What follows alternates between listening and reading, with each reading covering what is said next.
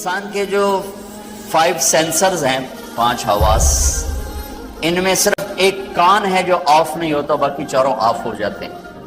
اب میری آنکھ آف ہو گئی، ٹھیک، میں سویا تو میرے چھونے کی طاقت بھی آف ہو گئی، اور میرے بولنے کی طاقت بھی آف ہو گئی، میرے چکھنے کی طاقت بھی آف ہو گئی، اور میرے دیکھنے کی طاقت بھی آف ہو گئی۔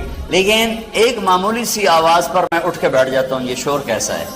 کان بند نہیں ہوتے، کان کا فنکشن چلتا رہتا ہے۔ اور آج کی ریسرچ کیا ہے کہ بچے کے ماں کے پیٹ میں کان کام کرتے ہیں، باقی 4 حواس کام نہیں کرتے، کانوں سے سنتا ہے، باقی کام نہیں کرتے۔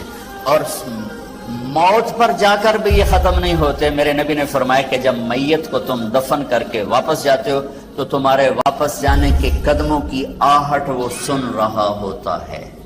ترکی میں اصحاب کہف، توس ایک جگہ ہے، توس، ترسوس، وہاں ترکی میں، توس ایران میں ہے۔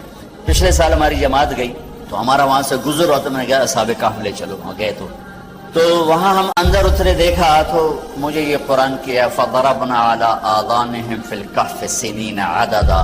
اللہ تعالیٰ نے 300 سال ان کو غار میں سلایا۔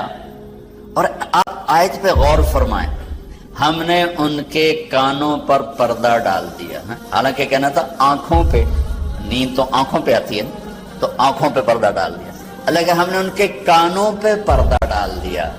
کہ قربان اللہ تو اللہ ہی ہے، تو سبحان اللہ، اللہ نے کہا ہم نے ان کے کانوں پہ پردہ ڈال دیا تاکہ کسی آواز سے وہ بیدار نہ ہو، اور ان کو 300 سال سلایا۔ 300 سال کوئی سو سکتا؟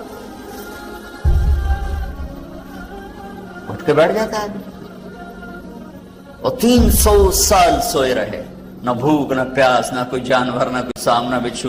300 سال کے بعد اٹھتے ہی بھوک لگی، چلیے چلو بھائی، فَبَعْثُوا أَحَدَكُمْ بِوَرْقِكُمْ هَٰذِهِ، جاؤ بھائی یہ پیسے دے کر کسی کو روٹی لاؤ۔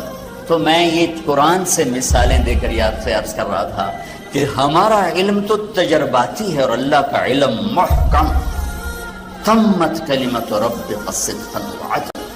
آج کا مسلمان قرآن کے خلاف لاجک مانگتا ہے، اللہ نے یہ کیوں کہہ دیا، اللہ نے یہ کیوں کہہ دیا، اپنی حیثیت نہیں جانتا کس کو کہہ رہا ہے۔